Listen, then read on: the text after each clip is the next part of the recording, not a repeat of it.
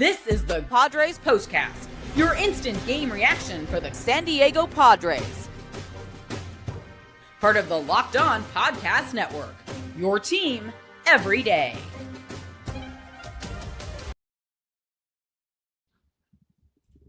What is up, Padres fan? Welcome to your Padres Postcast on the Locked On Podcast Network, your team every day. And what else do I need to say? What else can I say? But right there, I mean, it is what it is, man. It is what it is. Just one of those weekends where you're like, yeah, you guys can go now. The Seattle Mariners, red hot, come into Petco Park and they sweep the San Diego Padres. They do it in dominating fashion.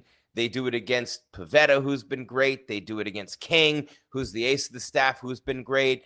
And they just keep hitting home runs out of Petco Park. And even today, you know, one off the wall, ground root double, just mashing the ball all weekend long against the Padres, no matter who they threw out there. Man, those M's are hot, and it is good to see them go. Padres swept for the first time this season. Not a good thing, as you guys know. And hopefully they get it out of their system as they get ready to hit the road again. On the road again.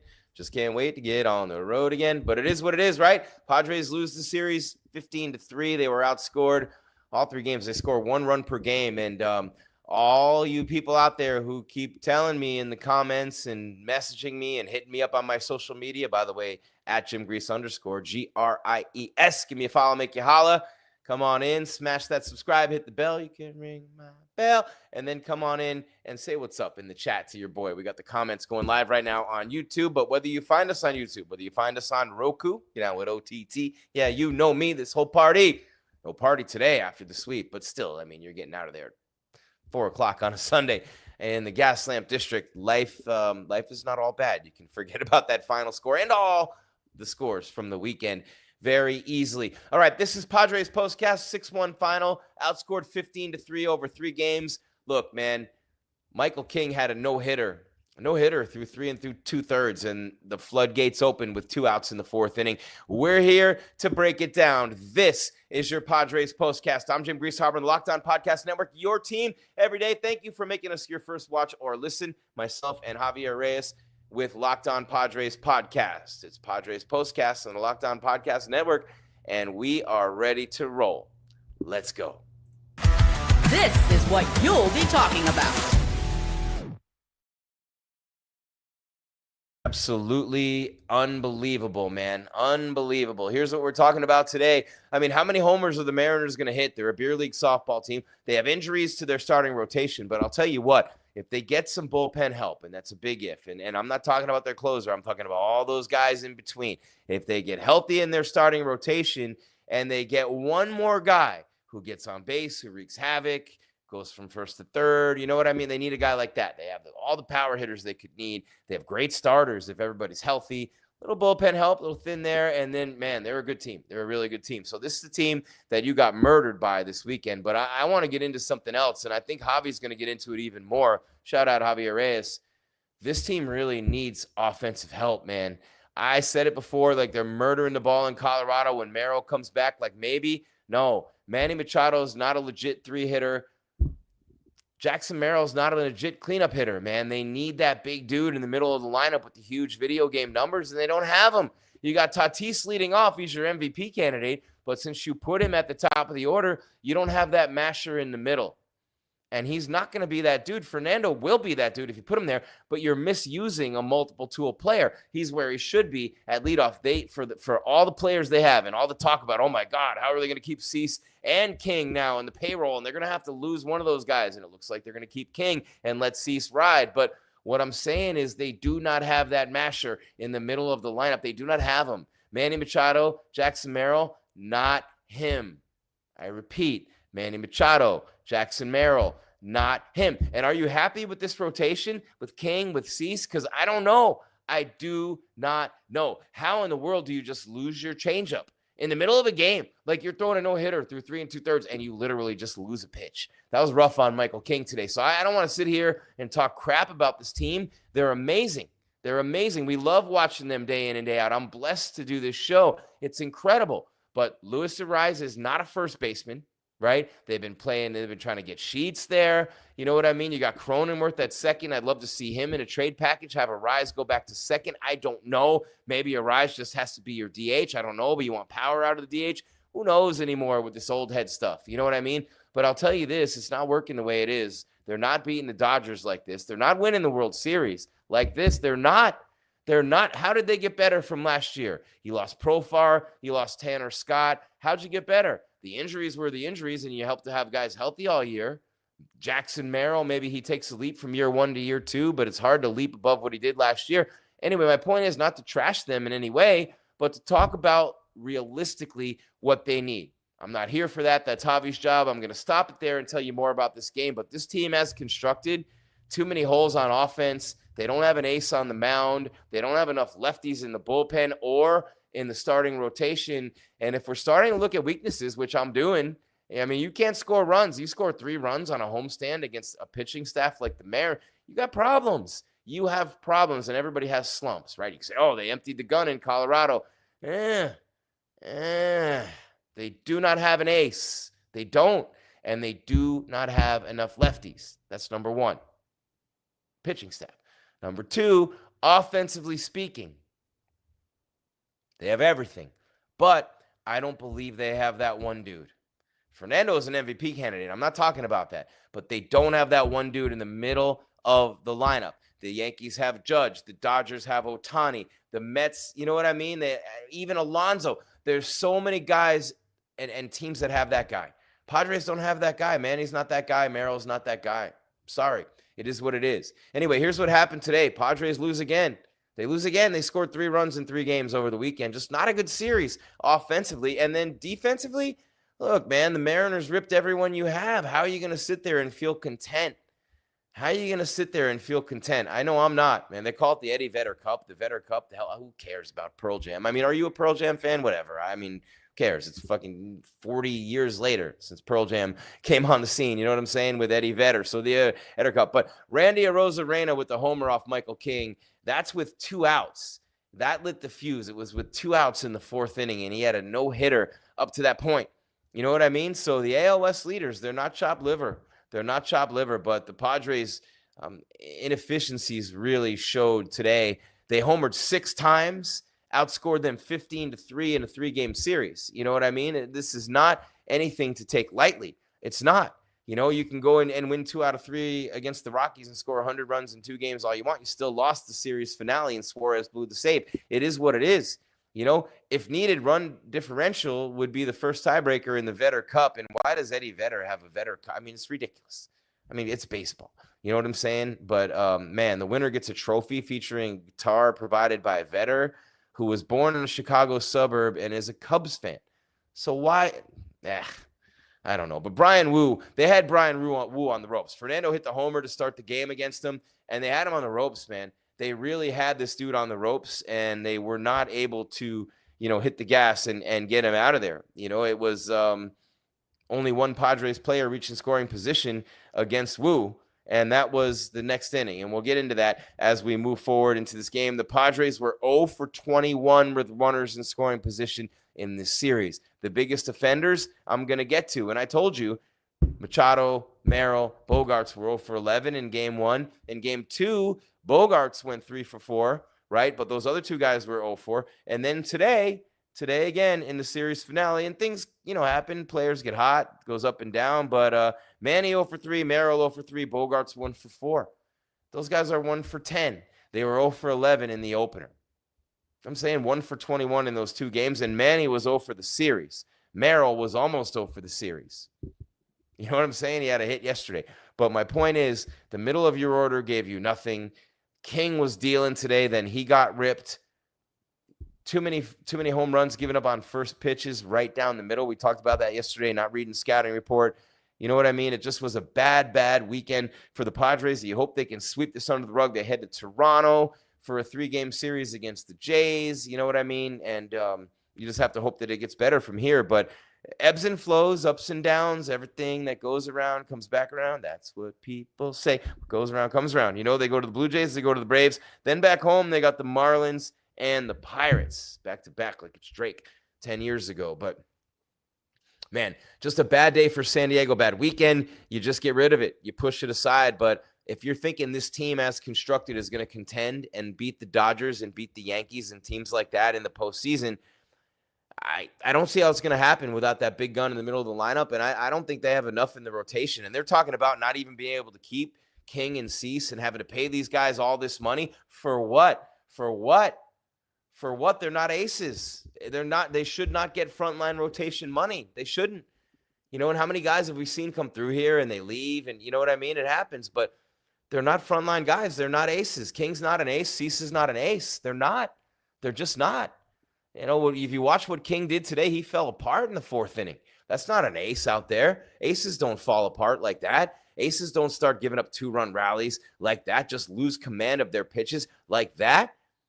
You know, it's happened to him a couple times this year. I think King's a 2 or a 3. Cease, same thing. They're not aces. You don't have an ace. You don't have that guy in the middle of your lineup. You have one of the best players in baseball in your leadoff spot, an MVP candidate. That's what you got. Manny's not a 3-hitter. Merrill's not a 4. All right, back to the postcast. It is what it is, man. Like, you can't keep making excuses for this team. You can't. And you ran into a red-hot team in the Mariners. You know what I mean? It is what it is. It happened. It happened. But, 5-1, 4-1, 6-1. Proof is in the pudding. You know what I mean? It is what it is. Rosarena with the home run, the 2-out rally. I mean, you just can't hide from these things, Top of the first inning, I mean, King just bang, strikeout, pop out. Oh, like RBI baseball. Strikeout. He had, 4 strikeouts in the first 3. He's killing it, man. He's killing it. And the Padres, they get one on Nando's homer in the bottom of the first. Arise gets a single. Then Manny, boom, right into a double play. Merrill strikes out. See ya. They're not 3 and 4 hitters. They're not. You know what I mean? They're not. Manny's like a 5-hole guy, maybe a 6-hole guy. You put Manny anywhere on a contending team. Where's he hitting in the Dodgers lineup right now? Where's he hitting in the Yankees lineup right now? You know what I'm saying? These are facts. These are real that I'm giving you. And it's just not a complaint. I mean, we don't have an 800 number, a suicide hotline for you. But Fernando hits the homer in the first. The second inning, look, a Rosarena, strikeout, Tellez walks, but man, it is what it is. Garver lines to center. Taveras. King's looking great. He was dealing. It was a tale of 2 Kings. All you want to be is Diggy down. He was down all right later on in the game. Bottom of the second for San Diego. Cronenworth hits the single with 2 outs in the second. Iglesias singles and Cronenworth goes to second. But then Iglesias and Cronenworth both move up second to third on a fielding error by Tavares, the right fielder. The throws late to third. And there they are, second and third. 2 outs, you got a chance to all you need is a base hit. You bust the game wide open. Diaz grounds out to second. It happens, right? Bottom of the third, Padres, 1, 2, 3. Right after the Mariners went 1, 2, 3. And this is bottom of the third, top of the order. Wu got stronger. And he throws strikes. He's in the zone all game long. But, Tatis, Arise, Machado, ground out, fly out. Was what it was in that time frame. Then the top of the fourth comes, and here's where things get away. Cal Raleigh strikes out swinging. Thank God Michael King learned the scouting report before. And you have communication in the catcher's helmet. And how many first pitch, and we talked about this if you missed it yesterday, Cal Raleigh had 4 first pitch home runs. When he faced Adrian Morejon in the 7th inning yesterday, he made it 5. Why? He grooved him a fastball right down the middle because no one is paying attention to the scouting report. At least they did that today. They just didn't execute. And then with 2 outs after Raleigh and Rodriguez get retired, Rosarena homers, Tellez doubles to left off the wall. Garver with a little dribbler down the third base line. Just hit him where they ain't, right? It was like a perfectly placed bunt, but it was a hit, and that was it. And then Tavares with a ground rule double off the wall and right. It hit the angle on the wall that goes like this. So Fernando, luckily, had no play on it. Otherwise, a couple of more runs might have scored, and it would have been even more of a bloodbath, right? And then Mastro Buoni on another infield single. King deflects it with his glove. And Cronenworth's running one way, has to go back against the grain. They have no play. 2 infield singles, a homer, 1 off the wall, and a ground rule double. So when he made great pitches, he had no luck. When he made crappy pitches, they crushed him. And then Rivas strikes out looking, and Ribas. And it is, it's King. He's dominant. But how do your pitches just desert you? How do your pitches just leave you? We got to get to a break. But the Padres doing nothing with the sticks, man. Look, I think with King, with Cease, with Vasquez, with Pivetta, with you coming back, the real urgency here is to get a hitter. They have got to find a left fielder who mashes or a first baseman who mashes. You can't trade a 3-time batting champ in Arise. He's got to be in that 2-hole behind Fernando. You love him there. Do you find another position for him? Is he your everyday DH? Do you bring in a first baseman who mashes? They've been working sheets out at first. Does Arise not have a position? You know what I mean? So there's all sorts of things that start creeping in when you start getting mashed on your home field like they just did. It happens, so you can sit here all you want and say, hey, Grease, what are you doing? But it happens. King pitching top of the 6th inning, or Rosarena reaches on an error by Tatis, who never commits an error. And then Tellez flies out. Rosarena tags and goes to third as a deep fly ball to center. And then Garver singles and Rosarena scores, and it's 4-1. Game at that point, the way the Padres are hitting, is long over. You're just playing out the string thinking, do I leave and go to gas lamp early? You don't want to give up on your team, but in this case, you go to gas lamp. I mean, if you're in Kansas City, you stay. You know what I mean? If you're in Kansas City, you stay. You know what I mean? You're in San Diego, you go to gas lamp. Padres still not hitting. 1, 2, 3 in the 6th, 1, 2, 3 in the 7th. Bottom of the 8th, a single to lead it off, and then another one from Diaz. 2 hits to start the inning with Vargas on the hill. Then you get Tatis grounds into a double play, and Arise flies out. And then you get the top of the 9th, and for good measure, they add 2 more on a sac fly by Raleigh and a Rodriguez single. And then in the 9th inning, Machado walks, Merrill walks. It's 1st and 2nd, nobody out. And you're thinking, here you go. Bogarts lines out, Sheets flies out, Cronenworth pops out. Do you move Cronenworth and Arise back to 2nd? What do you do right now? Do you hold and not press the panic button? I believe the panic button should be pushed. You're right there, a game behind the Dodgers. Nothing wrong with that. But your bullpen's been lights out. Your starters, King, has been giving you great outings. Cease the last couple times. Vasquez, Pivetta, they all deserve better. The bullpen the last week or so, not so great. But before that, best in the majors. It has been offensive inefficiency. You blame the injuries when those guys were out, rightfully so. Merrill and Cronenworth, Hayward, who's not hitting anything. You got to get rid of him and replace him at this point, don't you? I mean, come on in the comments and say what's up. Smash the subscribe, hit the bell. What are you going to do with this team? What are you going to do? They're near the top. But I am telling you right now, as God is my witness on all 3 of my kids, they are not beating the Dodgers as constructed. They're not as good as they were last year. They don't have Profar anymore. You don't have Tanner Scott anymore. You're not as good as you were last year. Your bench isn't as good as it was. You're not as good as you were last year. Okay? Everybody stays healthy. Fernando doesn't miss time and whatnot. Maybe a different story, but you're not as good of a team as you were last year. You're just not. You're not. You don't have Musgrove till next year. You're just not as good of a team. And Musgrove last year too, but you don't have those guys. You're not as good as you were last year. The Dodgers keep getting injuries in their rotation, which is a blessing to everybody in baseball. They might have a 7-game lead by now, 8-game lead. You're never catching that team, and you're playing for a wild card. But you're not beating the Phillies. You're not beating the Dodgers. You're not beating the Yankees. You're not beating any of those teams as constructed.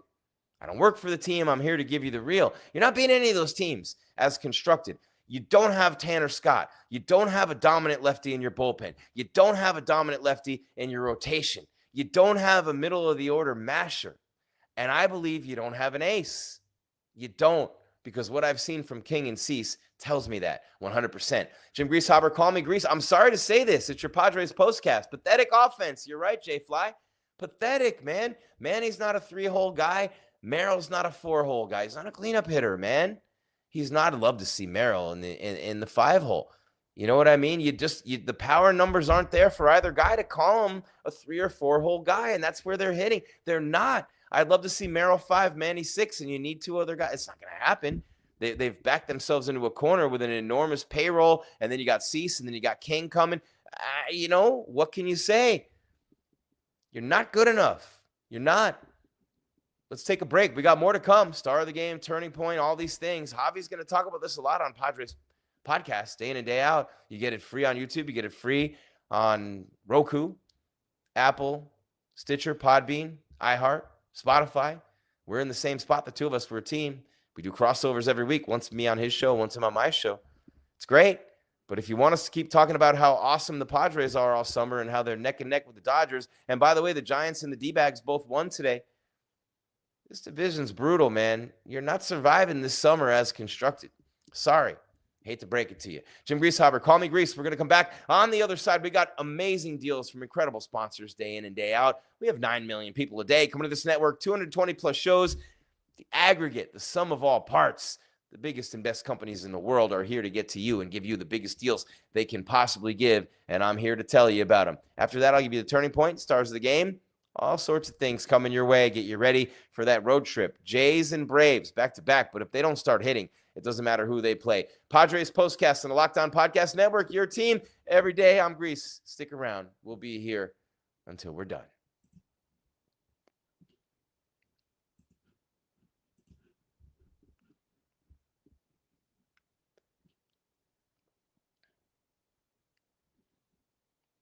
Today's show is brought to you by Monarch Money. That's right, Monarch Money, man. You ever check your bank account and wonder, where did all my money go? Between dining out, online shopping, entertainment, the Gaslamp District, it's easy to lose track, right? That's where Monarch Money comes in, your personal CFO, giving you full visibility and control over your finances, and they are yours. Monarch Money is not just a budgeting app, it's a complete financial command center. You can track all your accounts, investments, spending all in one place, so you stop just managing your money and start building wealth. And that is absolutely what you want to do, right? When I started using Monarch, I realized just how much I was spending on food delivery. Now I budget smarter and I save more. Instead of juggling multiple apps, I can use Monarch to check my finances, track spending, even plan long-term goals. I can collab easily with my partner. She loves it, right? I can manage money with her smoother than ever, tracking shared and personal accounts and all these beautiful things, staying on the same page without the stress. And that's one thing that I'm really grateful that I can do with Monarch Money. And I will tell you what, there we go. It just took a while for us to get to the right spot. All right, sorry about that, Monarch and all y'all, but you can stay on the same page without the stress. You take control of your finances with Monarch Money. Use code LOCKEDONMLB at monarchmoney.com for 50% off your first year. That's monarchmoney.com, code LOCKEDONMLB for half off your first year with Monarch Money on the Locked On Podcast Network, your team every day. Don't forget, man, just take advantage of this and take control of your finances. Do it, spread it out, share it easily with your partners. It's great for business, all those things with Monarch Money. And then, of course, it's your finances. Just take advantage of it and you get yourself back on track. You have more money to spend at Padres games. You have more money to spend in the Gaslamp District. You have more money to spend on things that cost money because we're free wherever you get your podcasts and wherever you watch your shows as well. So you have all this stuff free. You don't have to worry about paying for content. You know what I'm saying? You have all kinds of things to spend your money on, and Monarch Money is the best place for you to manage all that right here on the Locked On Podcast Network, your team every day.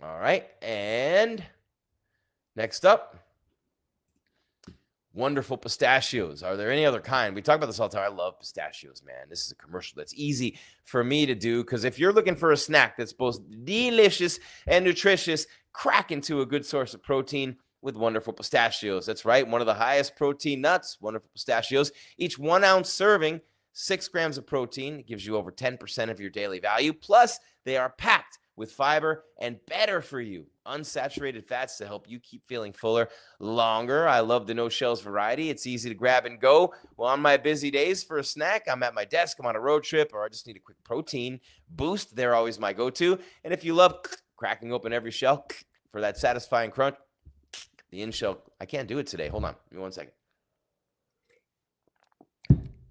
There you go. The in-shell options are a classic favorite. So they are a complete protein, all 9 essential amino acids, packing an incredible protein punch. Grab and go, the ease of it, especially the no-shell variety. But when you just want to chill, and I love that too with the shells. So between meetings, no big deal. Dropping off the kids, it's all good. Wonderful pistachios are the snack that works as hard as you do. So get snacking and get cracking with the snack that packs a protein punch. Visit wonderfulpistachios.com to learn more about wonderful pistachios on the Locked On Podcast Network, your team every single day.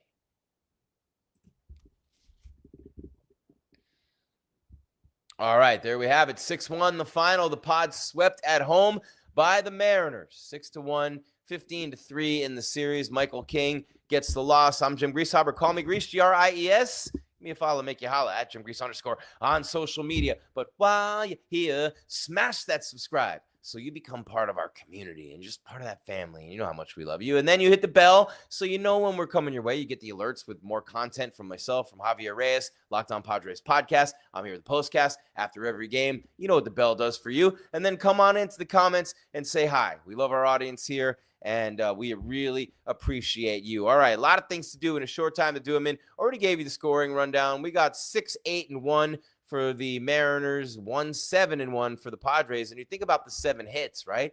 This is what they were doing during the skid earlier in the year. They don't have injuries for an excuse anymore. They're going to blow this team up. They got to make a move. They got to do something to get a big stick in the middle of the lineup.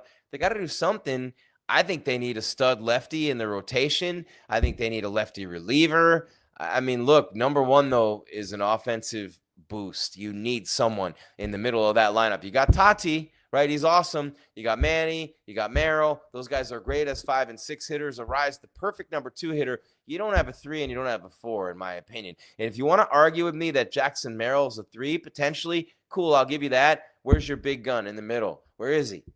So you want to go Tati, you want to go Arise, you want to go Merrill, or maybe you want to get a 3 guy and put Merrill in the 4, whatever you want to do. Manny at the 5, but this Manny at 3 and Merrill at 4, it's just not working. It's not working, you know, and you have to recognize this. And you're in a dog-eat-dog world, and you're in the division with the Dodgers, the Giants, the D-bags. You don't want to be on a 5-game skid in July before you realize, hey, man, we're 10 games out. You know, if the Dodgers hadn't had all these injuries in their rotation last year and this year, you know, it's like saying, hey, we're right there with the Dodgers. No, you're not. No, you're not. They've had a million injuries, and you haven't, and you still have not surpassed them. So I think it's time to realize that no matter how much you love this team, this is a special group. They're just not special enough. You don't get many championship windows in professional sports. The Padres have never won a World Series. You got to go all in this year. You got to figure out what to do. This team's not good enough as constructed. It is what it is. Don't hate. You know what I mean? Don't hate the person passing along the information. Yeah, Dodgers got swept also. Great. Half their rotation's out. You know, half their rotation's out, man. It is what it is. Half their rotation's out. So they did get swept, and it happens. But there is no offense on this team. They need a big stick. Tell me they don't. I mean, tell me they don't. I'm not crapping on the Padres. I love this team. I think they're amazing. I want to see them go all the way. Of course, it's great for me. It's great for all of you. They're not going to as constructed. You can sit here and be mad at me all you want, but if you leave this team the way it is, and I'm saying this now, just imagine what my show is going to be like in late September, early October when they're eliminated, before the playoffs, possibly even. It's okay. You know, you can hate the messenger all you want, but the message is very clear, and the message is the Padres are not good enough as constructed to win a World Series. They are just not. They're not. They are not. Okay, here we go. Real quick, I want to hit the box score, and then I want to give you the turning point and the player of the game. You be mad all you want. I'd be mad too. Look, I'm not happy about it. I don't want to say these things. I want to be rose-colored glasses guy. I want to be seeing the world, you know, through an optimistic lens with this team, and I think they're an amazing team. Are they a great team? I don't think so. Are they a very good team? Yes. Yes, they are. No doubt. But too many spells and games at a time not doing anything offensively is extremely alarming. King lost a 1-0 game to the Rays earlier this year. Look at Cease in New York. How many times? Just look at it recently. I mean, I don't have to argue with you guys. I mean, I'm arguing against myself at that point. If you guys don't want it, it is what it is. You know what I mean? But think about this, okay? And I know you guys say, oh, Javier is against the Padres. It's not true. We tell it like it is. We don't work for the team. We're not here for grab ass and giggles. We're here to tell you the truth. You know what I mean? I would think you would respect that and be happy about it, because you're just getting, hey, the Padres are amazing. That's what you get from the network. That's what you get from the team broadcasters. They're amazing, the guys that call the game. But they have their roles and we have ours. They're going to tell you everything's fine. They're going to tell you what the team message is. They're going to tell you it's military day on Sunday, so come on out to the ballpark. We don't have to do any of that stuff. We're here to tell you what we actually really think about this team and about this game. I have 30 plus years as a sportscaster. I work for ESPN. My first love was baseball. I've been a professional baseball announcer. I've played the game my whole life. I know this team's not good enough. Be mad at me all you want. They're just not. Just not. It is what it is. We got a lot to do in a short time to do it, and I'm already way too long on the show. They're like, Grease, will you please cut the show down? You're going way too long on the postcast, and I just get so excited. I love what I'm doing, but got a couple things to do in a short time to do them in, so let's get to it. First things first, here we go. Time to reveal where the game was won or lost. It's the turning point. Where the game was won or lost. And, we talk about this every day with the turning point of this game. And, unfortunately, starting with that Rockies game, you lose 9-3. The Angels beat you 9-5. And, you come back in that finale and go with a 5-1 win. That was awesome, right? And you're thinking that things are going back in the right direction. But no, 15-3, you're outscored by the Mariners in a 3-game series. So where was the turning point in this game? Was it that 3-1 fourth for the Mariners? It had to be, right? Because Fernando, look, the hanging slider off the outside corner even. Do you know how hard it is to pull a slider, to even get it up in the air, and to hit it that far over the left center field wall? I said I played baseball my whole life. Almost every time you get a slider that's out of the zone, outside and low, what do? How many of you played baseball? You pound that thing into the dirt and hit it right to the shortstop. Easy 6-3 ground out. That's what most mere mortals do. Maybe you loft it over his head and get a base hit. Maybe you get enough on it to fly out, but not Fernando Tatis Jr. This dude hits it over the left center field wall. One of the many things that makes him incredibly special, right? So it's 1-0. 3 runs in the 4th inning for the Mariners, and that was all she wrote because the Padres can't hit. They just can't. And I mean, don't go by the Rockies games. Come on, really? They would be like under 500 in junior college. They're so bad. Okay, that's how bad the Rockies are. They suck. They're terrible. So don't even mention. They're not even to be in that division. I mean, I feel like they're just a throw-in. Like you just throw the chum in the water. You throw the little fish in for the big fish to eat them. That's what the Rockies are. That's what the Rockies are in that division. And I don't think the Diamondbacks or the Giants, one of those teams, if not both, is really going to fall off and slide. It's going to be the Dodgers and possibly the Padres. Dodgers might win this division by 10, 12 games. They get everybody healthy. Against these teams in there right now, Padres included, don't be mad at me. Don't hate the player, hate the game. But in that top of the 4th inning, Arozarena with a homer to tie it. Remember, there's 2 outs in this, and King's dominating. He had 5 strikeouts to this point. They were not touching him. And then Arozarena hits the homer, and this is where it makes me feel like King's not an ace. He gives up the homer, then you get the double right away off the wall to Tellez. And then Garver, an infield single, just a little dribbler down the third base side, right? And then you get Tavares with a ground rule double, 1 hopper off the wall. And then Mastroboni hits one back to the mound. King deflects it. He gets the strikeout to get out of the inning. It's 3-1 at that time. That's the turning point, game over. But right here, in that moment after the homer with 2 outs, you got to limit it to 1 there. He gives up a bullet off the wall right away. Next hitter. And I'm not saying I could do any better, whatever, but I'm saying that it's not an ace. It's not, okay? It's not. And again, at the risk of sounding like I'm crapping on the Padres, which I'm not. I'm telling it like it is, which is my job. I don't work for the team. I don't have a dog in the fight like that. I love seeing the Padres win, but this is not winning baseball. It's not even close, obviously. All right. It's obviously when Woo's out there dealing the way that he was dealing. So that being said, one more thing to do. Let's do it. This is the Locked On Player of the Game. Do we even have one from the Padres? Should we boycott the player of the game because there's no one from the Padres who deserves it? I mean, look, Iglesias had 2 hits. Diaz had a hit. Cronenworth had a hit. Bogarts had a hit. Arise 1 for 4. Tati 1 for 4 with a homer. Had an error in right field. Michael King had a no-no through 3 2/3. Michael King got shelled right after that. There is no player on the Padres today who I would say is a player of the game. There's just not. So from the Seattle side, I mean, really, Arozarena had the 2-out homer. 2 hits for Garver. Crawford 1 for 4 at the top. Just nobody really. I mean, I'd say the one guy in this game who I would even say had player of the game type potential. And I don't even know if I kept a picture of him because I thought the Padres were bombing him early, and I don't. But it's Brian Wu, but I'm not sitting here and put a picture up of him. I mean, there's a Arozarena right there. Oh, happy with himself. You know what I mean? But here's Tati on the homer. it's a high slider that didn't slide. And here's King early on looking really good. But after that, man, I mean, what are you going to do? What are you going to do? I just think this is a cool picture of Elias Diaz coming out from behind the dish to make a play. And I don't want to get too crazy. But again, these things, I said it yesterday. How many first pitch home runs did the Mariners hit in this series? They hit 6 overall. 4 of them on the first pitch. When you know they're a beer league softball team, they swing at everything over the plate on the first pitch. And you know what I mean? When you look at a guy like Cal Raleigh yesterday, Morejon comes in the game in the 7th inning when Pavetta's dealing, had under 100 pitches. Why take him out there? First pitch, grooves one right down the middle, lefty to righty, cranks it over the left field wall. It was his 5th home run on a first pitch this season. Crawford did it to him the day before.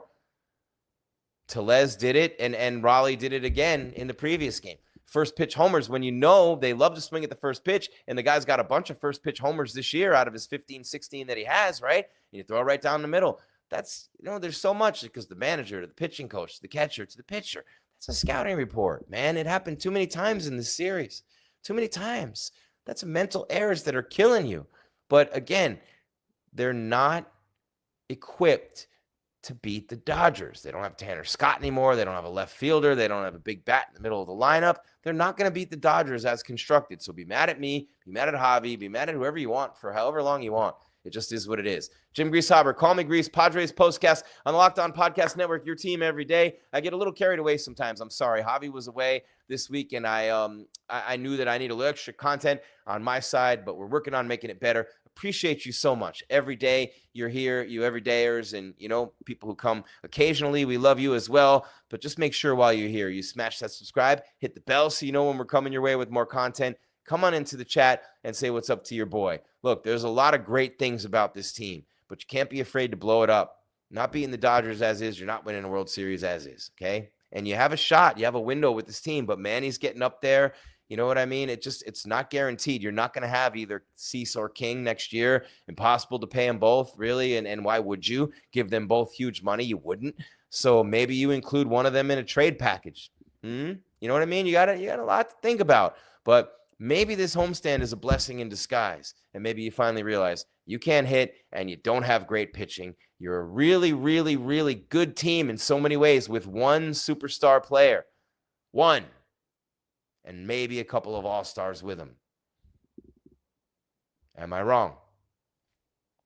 I don't think so. Listen to Javier Reyes day in and day out on Padres Podcast for more. Obviously, you're going to have a lot of more opportunities to talk to him about all this. And I went way long today because I'm talking about all this stuff while I'm here to do a post-game show. That's really what Javi's here for. But I had to get my 2 cents in because this team's not going anywhere as constructed. But thank you for being here for the postcast. Thank you for watching the podcast day in and day out, listening to us.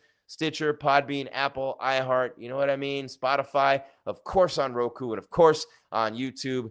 And listen, if Padres aren't enough for you and you're a huge MLB fan, you're missing out if you're not watching the all-new Locked On MLB Game Night. Every game, every night, all season long. Local analysis on a national scale. Find MLB Game Night on Locked On MLB on YouTube or wherever you listen to your podcast. Jim Grieshaber, call me Grease. 15-3 over 3 games, 6-1 today. The Padres swept for the first time this season by the Seattle Mariners. Off tomorrow, heading to Toronto, Game 1, 4:07 Pacific on Tuesday. You got Dylan Cease on the bump for the Pods, and we will see if they can turn it around north of the border, eh? North of the border. Maybe Trump should put some tariffs on the starting rotation, and they come back without either King or Cease, put them in a deal for a left fielder who can hit. You know what I'm saying? You're not going to be able to pay them both in next year. Anyway, so that's it. Swept out of Petco this weekend by the M's, going to Toronto, going to Atlanta. We'll be here right after that first game on Tuesday with your Padres postcast. In the meantime, keep watching and listening to Javier Reyes every day on your Padres podcast. On the Locked On Podcast Network, your team every day. Jim Grieshaber, call me Grease. Keep your game tight and your mind right, San Diego. We're out.